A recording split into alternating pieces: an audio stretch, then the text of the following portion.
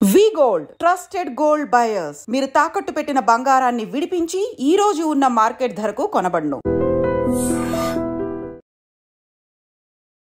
నమస్కారం, welcome to I dream ధర్మ మార్గం విత్ విజిత కార్యక్రమానికి స్వాగతం.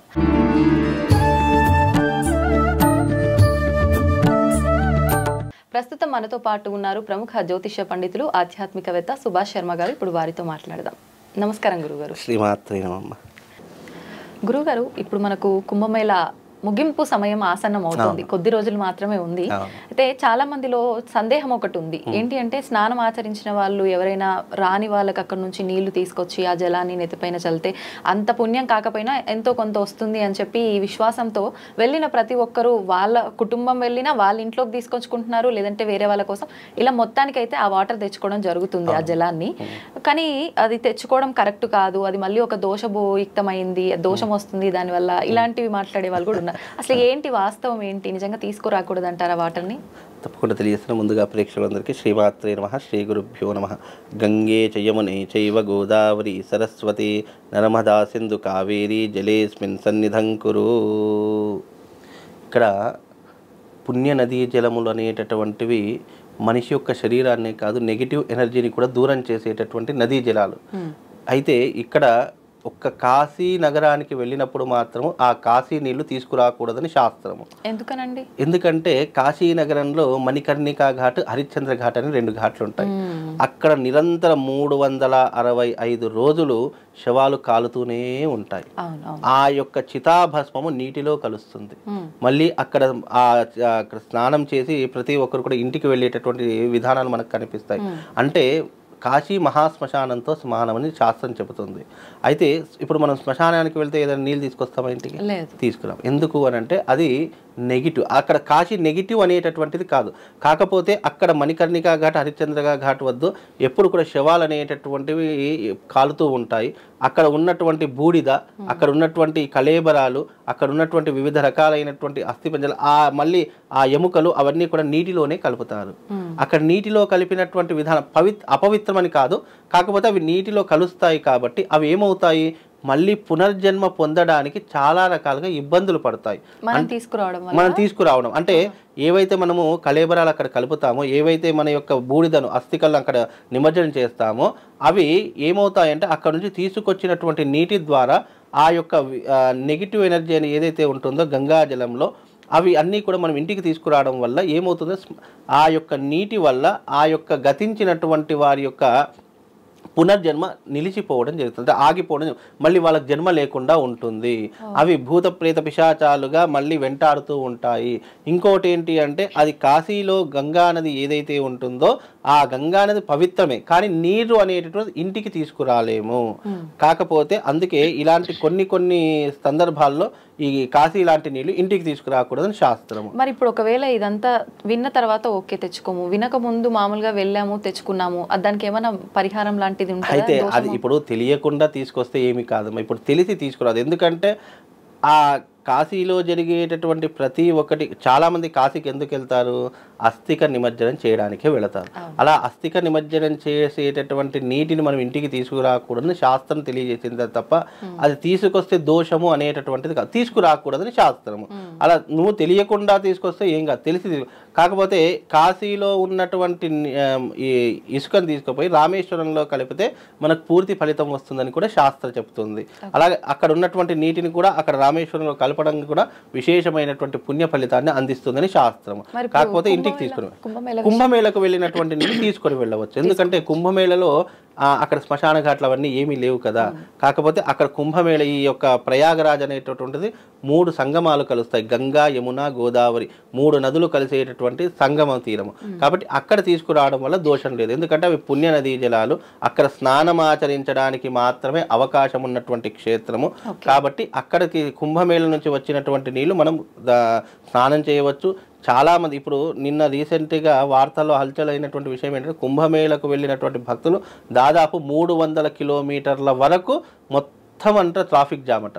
1 కాదు 2 కాదు 300 కిలోమీటర్ల వరకు ట్రాఫిక్ జామ్ అయ్యింది అని అంటే ఎంతమంది పబ్లిక్ ఉన్నారో అర్థం చేసుకోవాలి. ఆఖరి రోజు ఇంకోటి ఏంటంటే అక్కడ గవర్నమెంట్ చాలా మందికి చెప్తుంది, మీరు వెనుకకు వెళ్ళిపోండి, ఇక్కడ దర్శనం జరిగేటటువంటి అవకాశం లేదు, మీరు కుంభమేళకు వెళ్ళేటటువంటి అవకాశం కూడా లేదు, వచ్చిన వాళ్ళు వెళ్ళిపోండి అని చెప్పేసి కూడా చాలా మంది అక్కడ పోలీసు యంత్రాంగం కూడా చెప్తూ వస్తున్నారు. కానీ ఎవరు వినట్లేదు. ఎలాగైనా సరే అక్కడ స్నానం ఆచరించాలని హిందువుల యొక్క విశ్వాసంతో చాలా మంది అక్కడికి వెళ్తూ ట్రాఫిక్ జామ్ అయినా ఏదైనా ఒక్కొక్కరు 20-20 కిలోమీటర్ల మైళ్ళ వరకు నడుస్తున్నారు, ఒక్కొక్కరు 10-10 కిలోమీటర్లు. అంటే వాళ్ళు వెళ్ళినటువంటి సమయాన్ని బట్టి రద్దీ పెరుగుతున్న కొద్దీ అక్కడ నడక అనేది ఎక్కువైపోతూ ఉంటుంది. కాబట్టి ఇప్పుడు వచ్చేటటువంటి శివరాత్రి వచ్చిందంటే కుంభమేళ ముగిసినట్టే, ఇక ఇంకేమీ కూడా ఉండదు. ఇక ఈ శివరాత్రి అయిపోయిందంటే మళ్ళీ అక్కడ పురుగు కూడా కనిపించదు. అంటే వెళతారు కానీ ఇంత జనాభా ఉండదు. ఈ శివరాత్రి అయిపోయిన తర్వాత ఏం చక్కగా మనం కారు తీసుకొని ఏం చక్కగా నది ఒడ్డుని ఆపేసి చక్కగా స్నానం చేసుకోవచ్చు. కానీ ఇవి పవిత్రమైన రోజులు, ఇప్పుడు కానీ పవిత్రమైనటువంటి రోజులే కదా అని చెప్పేసి అక్కడ ఇబ్బందులు పడడం అనేటువంటిది కూడా మనకి ఇబ్బంది కదా.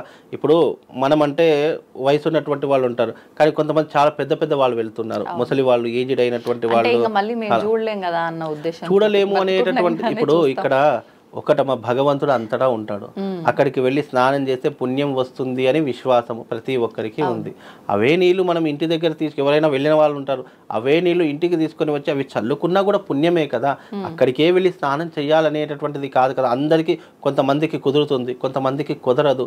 చాలా మంది ఇప్పుడు వెళ్ళినటువంటి వాళ్ళు పుణ్యాత్ములు, వెళ్ళాలనేటువంటి పాపాత్ములని కాదు కదా, వెళ్ళేటటువంటి వాళ్ళు వెళ్తున్నారు. అలా వెళ్ళినప్పుడు ఏమవుతుంది అని అన్నప్పుడు ఆ నీళ్లు తీసుకొని వచ్చి ఇంటి దగ్గర చల్లుకున్న ఆ యొక్క బిందువు మన తల మీద పడ్డా కూడా మన జన్మ తరిస్తుంది. కాకపోతే ఏంటంటే సమయాన్ని, సందర్భాన్ని అన్నిటినీ కూడా కాలక్రమేణా మనం ఆలోచించి వెళ్ళవలసి ఉంటుంది. ఇప్పుడు అక్కడికి వెళ్ళి 300 కిలోమీటర్లు నువ్వు ట్రాఫిక్ జామ్లో ఇరుక్కున్నావంటే నువ్వు ఇంటికి రావడానికి ఎన్ని రోజులు పడుతుంది?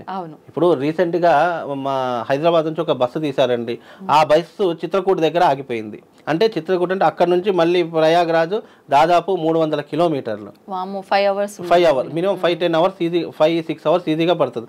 అంటే అక్కడ ఆగిపోయినట్టు ఇటు వెనక్కి రాలేదు, అటు ముందుకు వెళ్ళలేదు, దిగి వెళ్ళాల్సిందే. ఇక దిగి వెళ్ళాల్సిందే, లేదు అంటే ఇంక ఏదైనా పట్టుకొని వెళ్ళాల్సిందే తప్ప అలా మధ్యలో స్టక్ అయిపోయేదానికంటే ఇబ్బందులు పడేదానికంటే భగవంతుడి దగ్గరికి వెళ్ళేటప్పుడు మనస్ఫూర్తిగా మనశ్శాంతిగా వెళ్ళాలి తప్ప ఇలా ఇబ్బందులు పడుకుంటూ ఒడిదుడుకులు పడుకుంటూ వెళ్ళడం అనేటటువంటిది ఇప్పుడున్నటువంటి ఈ జనరేషన్లో చాలా ఇబ్బంది. ఎందుకంటే పూర్వకాలంలో నడుచుకుంటూ వెళ్ళేవారు, బండ్ల మీద వెళ్ళేవారు, ఎడ్ల బండ్ల మీద, వాళ్ళకు అంటే అదే ఒక ప్రయాణంలా పెట్టుకున్నారు. కానీ ఇప్పుడున్న జనరేషన్లో ఇటు ఇల్లు, ఆఫీసు, ఉద్యోగం అన్నీ కూడా ఉన్నాయి. ఇప్పుడు అక్కడే స్టక్ అయిపోయారు అనుకో, వీటన్నిటికీ కూడా ఇబ్బంది వస్తుంది కదా.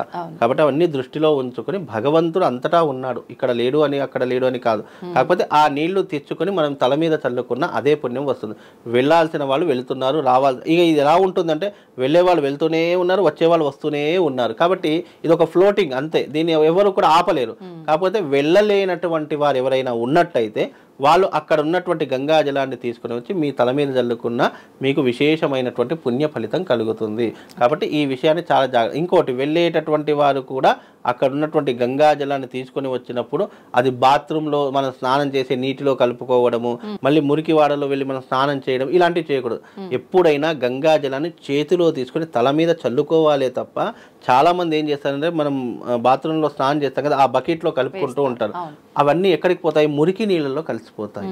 కాబట్టి అలా గంగాజలం ఎప్పుడు కూడా మురికి నీళ్ళలో కలవకూడదు. కాబట్టి మనం ఏం చేయాలంటే ఆ గంగాజలం చేతిలో తీసుకొని తల మీద చల్లుకున్న విశేషమైనటువంటి పుణ్య ఫలితం కలుగుతుంది. లేదు అని అంటే పూర్వకాలంలో ఏంటంటే బకెట్లో కలుపుకునేవారు. కాకపోతే వాళ్ళకి ఏంటంటే ఆరు బయట చెట్ల మధ్యలో స్నానం ఆచరించేవాళ్ళు. అవన్నీ కూడా చెట్టుకి నీళ్ళు ఇంకిపోయేటట్టు, ఇంట్లో ఉన్నటువంటి చెట్లకు ఆ ధార వెళ్ళి ఆ చెట్ల మధ్యలో నీళ్లు ఇంకిపోయి ఆ చెట్లకు ఆ నీళ్ళు అందేవి. కానీ ఇప్పుడు అలా కాదు, మురికి నీళ్ళలో కలుస్తున్నాయి.